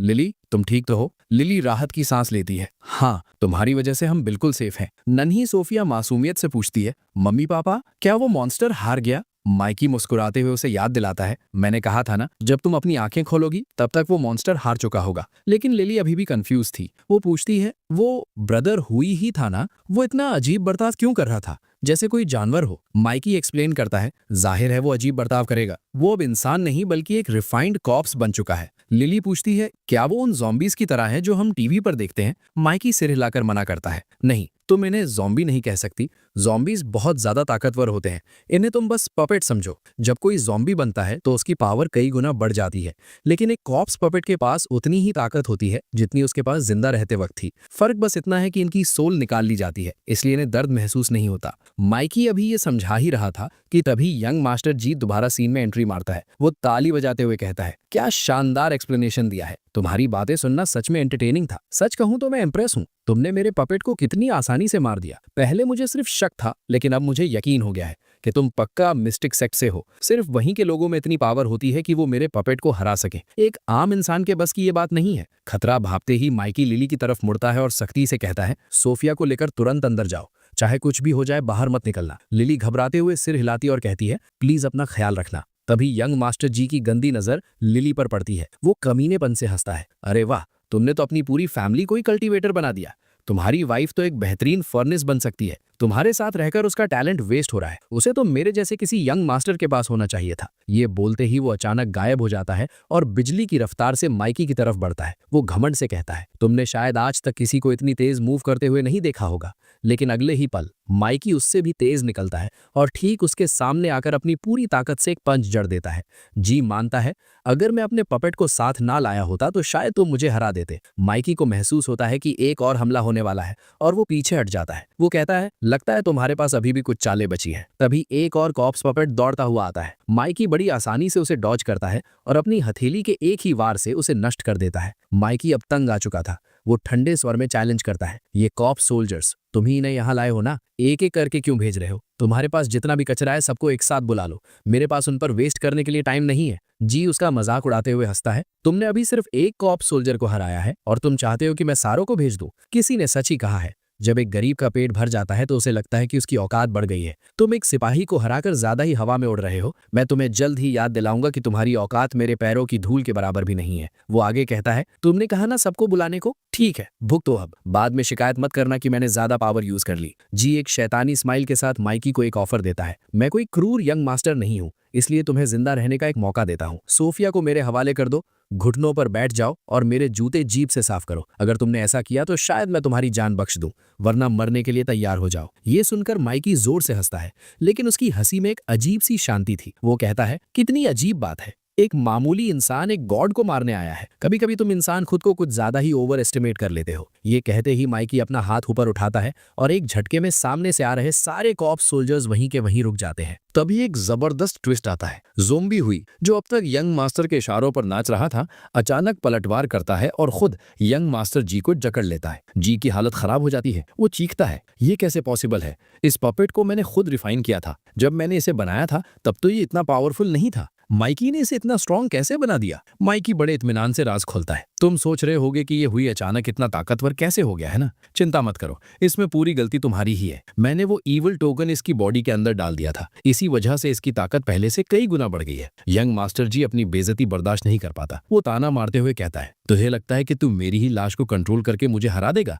याद रखना, कुत्ता हमेशा कुत्ता रहता है और मालिक हमेशा मालिक। मैं अपने ही कुत्ते से कभी नहीं हार सकता। तूने मुझे गुस्सा दिलाकर बहुत बड़ी गलती कर दी है। अब तो इस यंग मास्टर की असली पावर देखेगा। ये कहते ही जी अपनी ब्लड सैक्रिफाइस टेक्निक यूज करता है। तुरंत उसके शरीर के चारों तरफ एक गोल्डन सिल्कवर्म ऑरा छा जाता है। वो घमंड में चूर होकर कहता है, मैंने कहा था ना, मेरा कुत्ता कभी मेरी बराबरी नहीं कर सकता। अगर तुझे लगा था कि तू हुई की मदद से मुझे हरा देगा तो तेरा प्लान फेल हो चुका है। लेकिन माइकी को इन बातों से कोई फर्क नहीं पड़ता। वो अपने मार्शल आर्ट्स का इस्तेमाल शुरू करता है और जी के मेरिडियंस यानी शरीर के एनर्जी पॉइंट्स पर लगातार पंच बरसाना शुरू कर देता है। सिर्फ कुछ ही वारों में खेल खत्म हो जाता है। जी के सारे मेरिडियंस सील हो जाते हैं और वो बेबस होकर घुटनों पर गिर पड़ता है। वो दहशत में चिल्लाता है, ये तुमने क्या किया? मैं अपनी एनर्जी यूज क्यों नहीं कर पा रहा हूँ? जी पूरी तरह बौखला जाता है। वो सोचता है कि आज तक लड़ाई में उसकी ऐसी हालत कभी नहीं हुई। वो खुद को बचाने के लिए अपना आखिरी पत्ता खेलने का फैसला करता है। वो अपना लॉकेट बाहर निकालता है और स्पेल्स पढ़ना शुरू कर देता है। माइकी बोर होने लगता है। वो मनी मन सोचता है, ये और कितना टाइम वेस्ट करेगा? अगर इसने 5 मिनट और लिए तो मैं वेट नहीं करने वाला। तभी जी जोर से चिल्लाता है, आखिरकार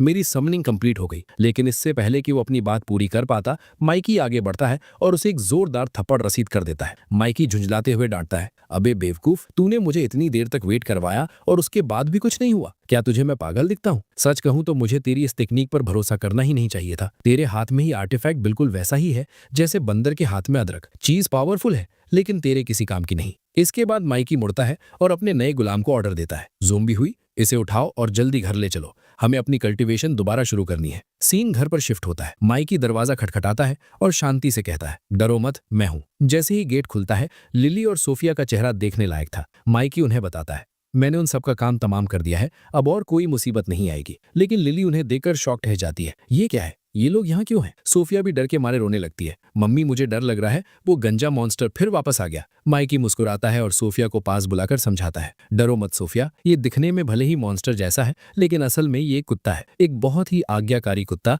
जो तुम्हारा हर हुक्म मानेगा। सोफिया अपनी आंखों से आंसू पोंछते हुए एक्साइटमेंट में पूछती है, सच में डैड? माइकी सिर हिलाता है, अगर यकीन नहीं आता तो ट्राई करके देख लो। सोफिया हिम्मत करके आगे बढ़ती है और ऑर्डर देती है, अपने हाथों से एक हार्ट शेप बनाओ। ज़ोंबी हुई तुरंत उसके हुक्म का पालन करता है और अपने हाथों से दिल की शेप बना देता है। ये देखकर सोफिया खिलखिलाकर हंसने लगती है, ये तो बहुत मजेदार है, ये सच में एक बहुत ओबीडिएंट गंजा कुत्ता है। फिर वो अपनी मस्ती में कहती है, चलो अब मुझे हैंडशेक करके दिखाओ। हुई फिर से उसका हुक्म मानता है और सोफिया उसे एक के बाद एक कमांड्स देने लगती है, जैसे उसे कोई नया खिलौना मिल गया हो। लिली मुस्कुराते हुए कहती है, माइकी, सोफिया को देखो, वो कितनी खुश लग रही है। आखिरकार उसे कोई खेलने के लिए मिल ही गया।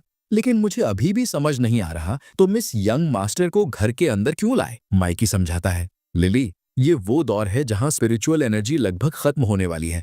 ऐसे समय में पुरानी दुनिया के ट्रेजर्स बहुत कीमती होते हैं क्योंकि उनमें एंशिएंट एरा की ताकत छुपी होती है। वो यंग मास्टर की तरफ इशारा करते हुए कहता है, ये यंग मास्टर जी पक्का किसी बहुत बड़ी और पावरफुल फैमिली से है। इसके बैकग्राउंड की वजह से इसके पास जरूर कुछ खास खजाने होंगे। इसे देखो, ये दिखने में कितना बेवकूफ और कमजोर लगता है, लेकिन इतनी कम उम्र में ये ऑलरेडी की कंडेंसेशन रेल्म के पीक पर पहुंच चुका है और इसकी बॉडी एनर्जी से भरी हुई है। माइकी हंसते हुए कहता है, शुक्र है कि ये एक नंबर का गधा है जिसे अपनी एनर्जी यूज करनी ही नहीं आती। अगर इसे तरीका पता होता तो ये हमारे लिए बहुत बड़ा खतरा बन सकता था। इसकी पूरी बॉडी खजानों से लदी हुई है। अगर हम इसे अच्छे से सर्च करें तो शायद हमें कोई ऐसा आर्टिफैक्ट मिल जाए जिससे सोफिया को प्रोटेक्ट करना आसान हो जाए। तभी अचानक जी की आंखें खुलती हैं। वो अपने बंधे हुए हाथ पैर देकर आग बबूला हो जाता है। तुमने मुझे बांधा? क्या तुमने कभी किसी ड्रैगन को रस्सियों में जकड़े हुए देखा है? तुम्हारी हिम्मत कैसे हुई? तुम्हें पता भी है मैं कौन हूं या मेरा बाप कौन है? तुम बस एक छोटे मोटे कल्टीवेटर हो। तुम जैसे लोग तो मेरे सामने खड़े होने के भी लायक नहीं है।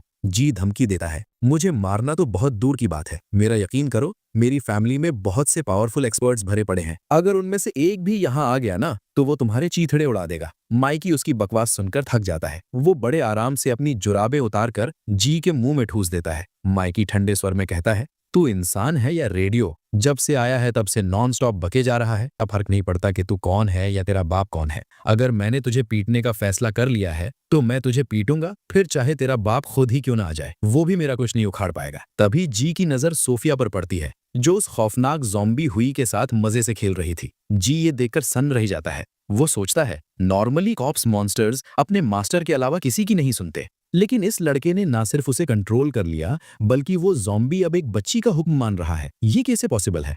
माइकी उसे डांटते हुए कहता है, इधर उधर देखना बंद कर और एक अच्छे बच्चे की तरह चुपचाप बैठ। मैं चेक करने वाला हूं कि तेरे पास कौन कौन से खजाने हैं। अगर तूने जरा सी भी होशियारी दिखाई तो याद रखना, मुझे थप्पड़ मारने में बहुत मजा आता है। माइकी उसके गले से एक पुराना सा लॉकेट उतारता है। लिली पूछती है, तुम इसका क्या करोगे? ये तो बहुत पुराना और साधारण लग रहा है। माइकी जवाब देता है, कल्टीवेशन की दुनिया में पुराना होने का मतलब है कीमती होना। इसे मैजिक सील कहते हैं। इस सील के जरिए हेल से डीमंस को बुलाया जा सकता है। इसके दो काम है, डीमंस को बुलाना और उन्हें नष्ट करना। इस सील का मालिक जितना पावरफुल होगा वो उतना ही ताकतवर डीमन बुला पाएगा। वो एक चेतावनी भी देता है, लेकिन इसकी एक कीमत है। हर समनिंग एक सैक्रिफाइस मांगती है और वो कीमत क्या होगी ये सिर्फ वो डीमन ही तय करता है। जी अपने मुंह से जुराबे हटाकर गुस्से में चिल्लाता है, तेरी हिम्मत कैसे हुई मेरी फैमिली की सील को हाथ लगाने की? ये सील सिर्फ मेरी है, जी फैमिली के यंग मास्टर की। वो डींगे हाँकता है, हमारी फैमिली एक 100 साल पुराने डीमन किंग की पूजा करती है। हम मानते हैं कि वो हमारा पूर्वज है और हम जब चाहे उसे बुला सकते हैं। अब समझ आया कि मेरी फैमिली कितनी भयानक है। सिर्फ धरती ही नहीं, नर्क भी हमारे कंट्रोल में है। माइकी आगे बढ़ता है और एक जोरदार तमाचा जी के गाल पर रसीद करता है। अपना बकवास मुंह बंद रख। जी गुस्से से लाल होकर चिल्लाता है, तूने मुझे मारा कैसे? लेकिन माइकी रुकता नहीं है, वो उसे पीटता ही रहता है। वो उसका मजाक उड़ाते हुए कहता है, तुझे चाहे कितना भी वहम हो कि तेरे पास बहुत पावर है, लेकिन अगर वो डीमन किंग तेरा रिश्तेदार भी होता तब भी तू उसे समन नहीं कर पाता। सच कहूं तो तेरे पूर्वजों ने अपनी फैमिली में तेरे जैसा नाकारा कीड़ा देख लिया होता तो वो भी शर्म से पानी पानी हो जाते। तभी माइकी की नजर जी के कपड़ों पर रिंगते हुए एक कीड़े पर पड़ती है। वो बड़े कैजुअल अंदाज में कहता है, इस पर इतना हैरान मत हो, मेरी फैमिली के पास इससे कहीं बेहतर क्वालिटी के कीड़े हैं जिनमें से कुछ तो हीलिंग भी कर सकते हैं। इसके बाद माइकी जी की बेल्ट उतार लेता है। लिली को लगता है माइकी कुछ गलत करने वाला है। वो शॉक्ड होकर पूछती है कि वो क्या कर रहा है, लेकिन माइकी मनी मन सोचता है, मैं इसके साथ कुछ गलत नहीं करने वाला, मुझे बस ये बेल्ट चाहिए। ये असल में एक सोल टाइप मैजिकल आर्टिफैक्ट है जो क्रिटिकल सिचुएशन में बहुत काम आ सकता है। तलाशी लेते वक्त माइकी को कुछ टैलिस्मन्स और एक आर्मर भी मिलता है। माइकी कमेंट करता है, सच कहूं तो ये डिफेंस के लिए अच्छा आर्मर है, लेकिन ये इतना बदसूरत है कि इसे पहनने की हिम्मत मुझ में नहीं है। यंग मास्टर जी, तुम ऊपर से चाहे जितना सख्त बनने का नाटक करो, अंदर से तुम बहुत सॉफ्ट हो। फिर माइकी को उसके वॉलेट से एक अजीब सा कार्ड मिलता है। वो कहता है, पहली नजर में ये बैंक कार्ड जैसा लग रहा है, लेकिन ऐसा कलर मैंने आज तक नहीं देखा। लिली भी अग्री करती है कि उसने भी ऐसा कार्ड कभी नहीं देखा। जी घमंड से हंसता है और कहता है, बेशक तुमने नहीं देखा होगा, ये VIP ब्लैक कार्ड है जिसका सपना हर मिडिल क्लास इंसान देखता है, पर पूरा कभी नहीं होता। इसकी कोई स्पेंडिंग लिमिट नहीं है, जितना चाहो उड़ाओ। फिर वो माइकी के घर और उनके चेहरों को देखकर ताना मारता है, तुम्हारी हालत देखकर लग रहा है कि तुम लोग गरीब हो, तो चलो एक डील करते हैं, मुझे जाने दो और बदले में तुम्हें जितना पैसा चाहिए मैं खुशी खुशी दे दूंगा। माइकी हंसते हुए जवाब देता है, चंद कागज के नोटों के दम पर इतना मत उछलो, तुमने हमारी पावर देखी है ना। अगर हमारा मकसद पैसा होता तो हम अब तक बहुत कमा चुके होते। हमारा गोल पैसा नहीं, पावर है, और वो पावर हमें तुम्हें लूटने से मिलेगी। ये कहकर माइकी उसके सारे खजाने जब्त कर लेता है। लिली हैरानी से कहती है, ये चीजें पहले तो साधारण लग रही थी, लेकिन अब इनमें से गजब की एनर्जी महसूस हो रही है। माइकी बताता है, ये सब लो क्वालिटी आर्टिफैक्ट्स हैं, लेकिन इस दौर में इनका मिलना भी बहुत मुश्किल है। उधर जी मन ही मन खुश हो रहा था। वो सोचता है, इन बेवकूफों को पता नहीं है कि मैं एक ईवल कल्टीवेटर हूँ, इनका ध्यान भटका हुआ है, यही सही मौका है इन्हें खत्म करने का। ये सोचकर वो चुपके से अपने मुंह से एक जहरीला कीड़ा छोड़ देता है। लेकिन माइकी तो माइकी है। वो अचानक लिली से कहता है, लिली, इन छोटी मोटी चीजों को कब तक घूरती रहोगी? अब वक्त आ गया है सबसे बड़े इनाम पर हाथ डालने का। लिली पूछती है, बड़ा इनाम? हमने सब कुछ तो ले लिया, अब इससे बेहतर क्या हो सकता है? माइकी स्माइल करते हुए कहता है, इससे बेहतर? यंग मास्टर जी खुद हमारा सबसे बड़ा खजाना है। ये दिखने में भले ही बेवकूफ और किसी काम का ना लगे, लेकिन इसकी बॉडी रिफाइंड चीज से भरी हुई है। अगर हम इसके अंदर मौजूद पीक लेवल की रिफाइनिंग पावर को एब्जॉर्ब कर लें तो हम बहुत ज्यादा स्ट्रांग बन जाएंगे। माइकी आगे समझाता है,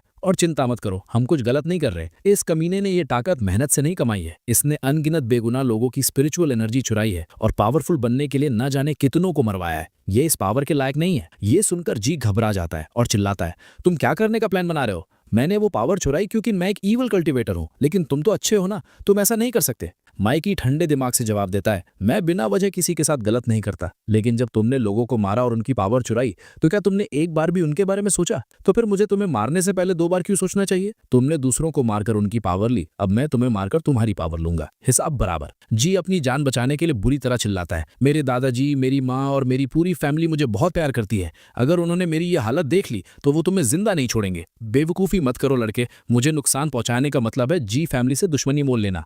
उन्होंने आज तक ताकतवर से ताकतवर इंसान को भी नहीं बख्शा है, तो तुम क्या चीज हो? माइकी उसकी बकवास का जवाब एक जोरदार किक से देता है, जिससे जी हवा में उड़ता हुआ दूर जा गिरता है। यंग मास्टर जी अपनी बकवास जारी रखना चाहता था, लेकिन माइकी उसे ठंडी नजरों से घूरते हुए चुप करा देता है। जब तक तुमसे कोई सवाल ना पूछा जाए अपनी जबान बंद रखना। लिली थोड़ी नर्वस होकर पूछती है, माइकी, हम इसकी पावर को कैसे अब्सॉर्ब करेंगे? कि हम वैसे ही करेंगे जैसे हमने अपनी स्पिरिचुअल एनर्जी शेयर की थी? माइकी सिर हिलाकर साफ मना कर देता है, बिल्कुल नहीं, हम इस कमीने के लिए चीजें इतनी आसान नहीं बनाने वाले। वो समझाता है, देखो, डुअल कल्टीवेशन एनर्जी को बराबर शेयर करने के लिए बेस्ट है, लेकिन यहाँ वो पॉसिबल नहीं है और हम सीधे इसकी एनर्जी छीन भी नहीं सकते, क्योंकि इस कमीने ने ये पावर दूसरों से चुराई है। अगर मैंने जबरदस्ती इसे खींचा तो मेरी सोल इम्प्योर हो जाएगी। अब हमारे पास सिर्फ एक ही सेफ रास्ता बचा है, स्टार अब्सॉर्बिंग टेक्निक। ये नाम सुनते ही लिली का कॉन्फिडेंस बढ़ जाता है। तो मैं एक्सप्लेन करने की जरूरत नहीं है, मैंने नॉवेल्स में इस टेक्निक के बारे में पढ़ा है, मुझे पता है ये कैसे काम करती है। वो मानती है, सच कहूं तो मुझे लगता था कि नॉवेल्स में सब बकवास लिखा होता है, लेकिन अब रियलाइज हो रहा है कि वो सब सच था। और सच बताऊं, इस कमीने की एनर्जी चूसने में मुझे बहुत मजा आएगा। माइकी उसे लोकता है, सीरियसली लिली, एक प्रॉब्लम है, हम अभी सीधे स्टार अब्सॉर्बिंग यूज नहीं कर सकते, क्योंकि उसके लिए बहुत हाई लेवल की पावर चाहिए। इसलिए हमारे पास सिर्फ एक ही रास्ता बचता है, वापस डुअल कल्टीवेशन पर आना। हमारे पास वक्त कम है, हमें अभी शुरू करना होगा। लिली के गाल थोड़े लाल हो जाते हैं, तो हम अभी शुरू कर रहे हैं? सच कहूं तो पिछली वाली टेक्निक थोड़ी अजीब थी। माइकल उसे तसल्ली देता है, इस बार कुछ अजीब नहीं होगा, इस बार हम 2 टेक्निक्स को कंबाइन करेंगे। मैं अकेला स्टार अब्सॉर्बिंग यूज करके इसकी सारी एनर्जी खींचूंगा और उसी वक्त मैं डुअल कल्टीवेशन के जरिए उस एनर्जी का आधा हिस्सा तुम्हारी बॉडी में ट्रांसफर कर दूंगा। वो लॉजिक क्लियर करता है, चूंकि मैं सीधे तौर पर चोरी की हुई एनर्जी एब्सॉर्ब नहीं कर रहा, इसलिए मेरी सोल प्योर रहेगी। इससे हमें एनर्जी का सबसे प्योरेस्ट फॉर्म मिलेगा और हम दोनों एक साथ स्ट्रांग बनेंगे। लिली सिर हिलाती है, मुझे समझ आ गया, आखिरकार मेरी पढ़ी हुई सारी नॉवेल्स आज काम आ रही हैं। माइकी मुस्कुराता है, मैंने भी अपनी यादों में उन नॉवेल्स को देखा था। सच कहूं तो इस दुनिया के राइटरों ने बहुत अच्छा काम किया है। उन्होंने कल्टीवेशन के जिन रास्तों और सिद्धांतों के बारे में लिखा है वो काफी हद तक सही है। फिर वो सीरियस होकर कहता है, खैर बातें बहुत हो गई, चलो शुरू करते हैं। इसके बाद वो दोनों अपनी नई कंबाइंड टेक्निक शुरू कर देते हैं। अब सीन पूरी तरह बदलता है। हम पहली बार जी मेंशन का नजारा देखते हैं। वहां का बटलर बदहवास हालत में दौड़ता हुआ आता और कहता है, फैमिली हेड, बहुत बड़ी मुसीबत हो गई है, यंग मास्टर की जान खतरे में है। फैमिली हेड, जो कि यंग मास्टर का पिता है, वो चिढ़ जाता है, बटलर, तुम्हें पता है ना कि आज हमारे घर में एक बहुत इंपॉर्टेंट गेस्ट आए हुए हैं, उनके सामने तुम ऐसे पागलों जैसा बर्ताव क्यों कर रहे हो? उस लड़के को क्या मुसीबत हो सकती है? अगर पैसे खत्म हो गए तो और भेज दो, छोटी छोटी बातों का बतंगड़ मत बनाया करो। तभी पास बैठा वो मंक, जो वही खास मेहमान था, वो बहुत शांति से बीच में बोलता है, फैमिली हेड, शांत हो जाइए, बटलर जैन सालों से आपकी फैमिली की सेवा कर रहे हैं, उन्हें हालात संभालना आता है। अगर वो गेस्ट के सामने आकर बोल रहे हैं कि प्रॉब्लम है तो बात जरूर सीरियस होगी। पिछली बार जब मैंने यंग मास्टर की किस्मत पढ़ी थी तो मुझे भी खतरे का आभास हुआ था। बटलर जैन, हमें बताओ कि आखिर हुआ क्या है? बटलर जैन हिचकिचाता है। वो मनी मन सोचता है, मैं इनके सामने कैसे बोलूं कि यंग मास्टर को एक मामूली आदमी ने कुत्ते की तरह पीटा है और अब हमें उसे बचाने जाना पड़ेगा। अगर मैंने सच बोल दिया तो इस मॉन्क के सामने हमारी फैमिली की बहुत बेइज्जती होगी। फैमिली हेड गुस्से से चिल्लाता है, मॉन्क ने तुमसे कुछ पूछा है, तुम जवाब क्यों नहीं दे रहे? तुमने बीच में आकर वैसे ही हमारी नाक कटवा दी है, तुम्हारी खामोशी का मैं क्या मतलब निकालूं? बटलर जैन मजबूर होकर झुकता है और कहता है, मुझे माफ कर दीजिए मास्टर, मैं सब एक्सप्लेन करता हूं। वो बताता है, जैसा कि आप जानते हैं हमारी फैमिली का हर मेंबर अपने पास एक गू वॉर्म रखता है। जब भी कोई इमरजेंसी होती है तो वो कीड़ा मैसेज देने के लिए वापस फैमिली के पास आ जाता है। अभी थोड़ी देर पहले यंग मास्टर का गू वॉर्म वापस लौट आया है। बटलर जैन मन ही मन दुआ करता है। मैंने इशारा दे दिया, प्लीज समझ जाओ, अगर मैंने इससे ज्यादा बोला तो मॉन्ग के सामने हमारी इज्जत का कचरा हो जाएगा। मॉन्ग कहता है, सीरियसली ठीक से बताओ, पहेलियां मत बुझाओ। अगर यंग मास्टर ने अपना वॉर्म वापस भेजा है तो मामला जरूर गंभीर है। दबाव में आकर बटलर जैन आखिरकार सच उगल देता है। यंग मास्टर एक माइकी नाम के आदमी से कुछ वसूलने गए थे, लेकिन वो माइकी असल में एक ईविल कल्टीवेटर निकला। उसने यंग मास्टर को हरा दिया और उन्हें बंदी बना लिया है। बटलर की बात सुनते ही जी मैंशन में हड़कंप मच जाता है। वो बताता है कि यंग मास्टर जी बुरी तरह फंस चुके हैं और मदद की भीख मांग रहे हैं। हमें तो ये भी नहीं पता कि वो अभी जिंदा भी हैं या नहीं। ये सुनते ही फैमिली हेड का गुस्सा 7वें आसमान पर पहुंच जाता है। वो चिल्लाता है, इतनी सीरियस बात वो मुझे अब बता रहे हो? उस गू वॉर्म को तुरंत तोड़ो ताकि वो हमें रास्ता दिखा सके। मैं खुद जाकर देखूंगा कि किसकी इतनी हिम्मत हुई जो मेरे बेटे पर हाथ उठाए। अगर इतनी बड़ी फैमिली का हेड होने के बावजूद मैं अपने ही बच्चे को नहीं बचा पाया तो इस पावर का क्या फायदा। तभी पास बैठा वो मॉन्क आगे बढ़ता है और बहुत शांति से माहौल को संभालता है। वो कहता है, ब्रदर जी प्लीज शांत हो जाइए। आपका बेटा मुझे बचपन से अंकल कहता आया है, इसलिए ये मेरी जिम्मेदारी बनती है कि मैं अपने भतीजे की रक्षा करूं। मॉन्क उसे रोकता है, आपको एक मामूली ईवल कल्टीवेटर से निपटने के लिए खुद जाने की जरूरत नहीं है, मैं जाऊंगा, यंग मास्टर जी को बचाऊंगा और उस कमीने को ऐसा सबक सिखाऊंगा कि वो जिंदगी भर याद रखेगा। मैं कोशिश करूंगा कि उस भटके हुए ईवल कल्टीवेटर को सही रास्ते पर ला सकूं। फैमिली हेड थोड़ा शांत होता है और कहता है, ब्रदर मॉन्क आपका बहुत बहुत शुक्रिया, आप जाएं या मैं, बात एक ही है। मॉन्क तुरंत बटलर की तरफ मुड़ता है और ऑर्डर देता है, बटलर जैन रास्ता दिखाओ, हम और वक्त बर्बाद नहीं कर सकते। सीन दोबारा शिफ्ट होता है माइकी के घर पर। अपनी सारी एनर्जी खिंचवाने के बाद यंग मास्टर जी की हालत बहुत खराब हो चुकी थी। वो अब एक बूढ़े और कमजोर इंसान जैसा दिख रहा था जिसकी सारी जवानी छीन ली गई हो। वो गुस्से और बेबसी में चिल्लाता है, तुमने मेरे साथ ये क्या किया? मुझे इतना बेकार महसूस क्यों हो रहा है? मेरी फाउंडेशन, मेरी कल्टीवेशन, तुमने सब कुछ छीन लिया। तुम लोग चोर हो, घटिया लोग। लिली उसे करारा जवाब देती है। वो ठंडे दिमाग से कहती है, जरा देखो तो चोर किसे कह रहा है।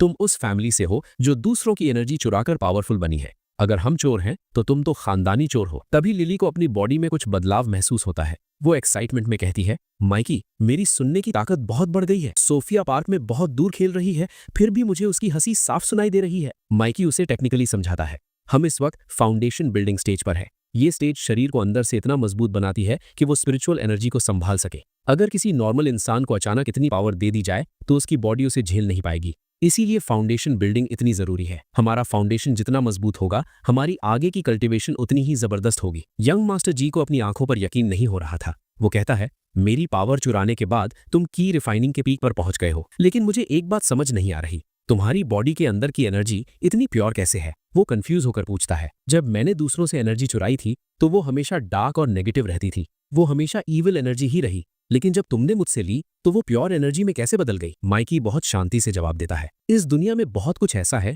जो तुम्हारी समझ से बाहर है। तुम बड़ी फैमिली के लोग अपनी ही बनाई हुई गलत फहमियों में जीते हो। तुम्हें अंदाजा ही नहीं है कि ये दुनिया असल में कितनी विशाल है। फिर माइकी एक बम फोड़ता है। वो कहता है, वैसे मैं इंतजार कर रहा हूं कि तुम्हें बचाने कौन आता है। मुझे अपने अगले ब्रेक थ्रू के लिए किसी पावरफुल दुश्मन की जरूरत थी, इसीलिए मैं वेट कर रहा हूं। जी ताना मारते हुए हंसता है, मैं मानता हूं तुम ताकतवर हो, लेकिन तुमने जी फैमिली की जो पावर देखी है वो तो बस रेत के एक दाने के बराबर है। जब हमारे एल्डर्स यहाँ आएंगे तो तुम घुटनों पर होगे। अचानक उसे कुछ याद आता है और पूछता है, लेकिन तुम्हें कैसे पता चला कि वो आ रहे हैं?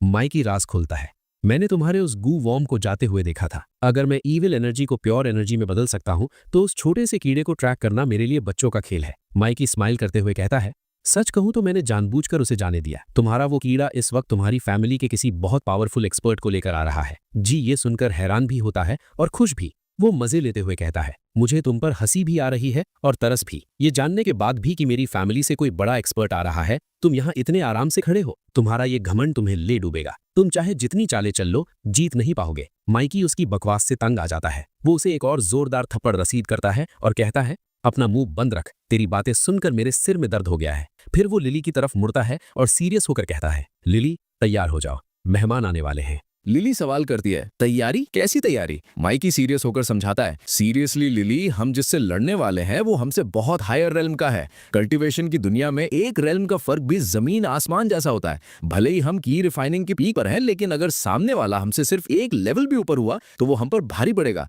और इस सिचुएशन में हम हारना अफोर्ड नहीं कर सकते। लिली घबराते हुए पूछती है, तो फिर हम क्या करेंगे? अगर उसका अंकल इतना पावरफुल है तो हम जीतेंगे कैसे? माइकी पूरे कॉन्फिडेंस के साथ जवाब देता है, हम जीतेंगे चाहे कुछ भी हो जाए। जाए। वो एक बहुत ही बेहतरीन एग्जाम्पल देता है। देखो, कल्टीवेशन लेवल सिर्फ ये बताता है कि तुम्हारे पास कितनी पावर है, लेकिन जीत किसकी होगी ये सिर्फ कॉम्बैट एक्सपीरियंस तय करता है। मान लो एक बच्चा है और एक एडल्ट है और दोनों के हाथ में तलवार है, कौन जीतेगा? जाहिर है एडल्ट जीतेगा, भले ही बच्चा कितना भी टैलेंटेड क्यों ना हो। लेकिन अगर उस बच्चे के हाथ में तलवार की जगह गन हो तो वो एडल्ट उसके सामने टिक भी नहीं पाएगा। लिली समझ जाती है और कहती है, तो इसका मतलब हम इस लड़ाई में गन यानी मैजिकल आर्टिफैक्ट्स का इस्तेमाल करेंगे। माइकी सिर हिलाता है, बिल्कुल सही, हम यंग मास्टर जी के आर्टिफैक्ट्स का इस्तेमाल उसी की फैमिली के खिलाफ करेंगे। इन आर्टिफैक्ट्स में बहुत पोटेंशियल है, बस इन्हें सही से रिफाइन नहीं किया गया था। एक बार मैंने थोड़ा मॉडिफाई कर दूं, फिर देखना ये कितने खतरनाक बन जाते हैं। ठीक उसी वक्त घर के बाहर बटलर जैन और वो मॉन्क पहुंच जाते हैं। बटलर जैन इशारा करता है, मास्टर मॉन्क, यही वो जगह है जहां यंग मास्टर जी को बंदी बनाया गया है। मॉन्क कहता है, शुक्रिया बटलर, आगे का रास्ता मैं खुद ढूंढ लूंगा। बोलते बोलते मॉन्क अपनी डिवाइन साइट एक्टिवेट करता है।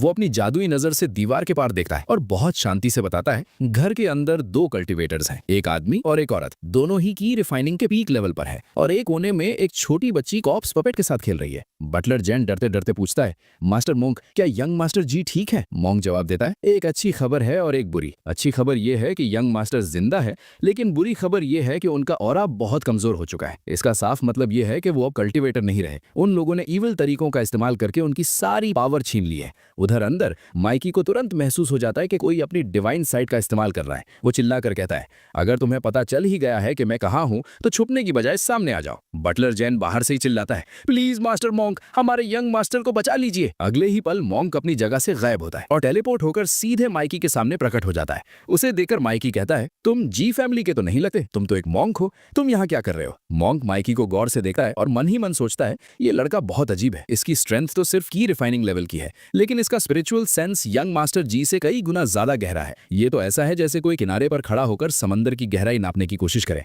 लोग सही कहते हैं, किसी की ताकत का अंदाजा उसके हुलिये से नहीं लगाना चाहिए। मुझे इससे लड़ाई अवॉइड करनी चाहिए। मॉन्क आगे बढ़ता है और बहुत ही विनम्रता से अपना इंट्रोडक्शन देता है। मैं कर्म में विश्वास रखने वाला एक साधारण सा मॉन्क हूँ। मेरा नाम डिंग डिंग धर्मा है। मैं यहाँ सिर्फ यंग मास्टर जी को वापस लेने आया हूँ। मेरी आपसे रिक्वेस्ट है कि आप उन्हें रिहा कर दे और सही रास्ते पर लौटाएं। यंग मास्टर को पकड़ के रखने में न आपका फायदा है न मेरा। अगर आप उन्हें जाने देंगे तो मुझे अपने हाथ गंदे नहीं करने पड़ेंगे।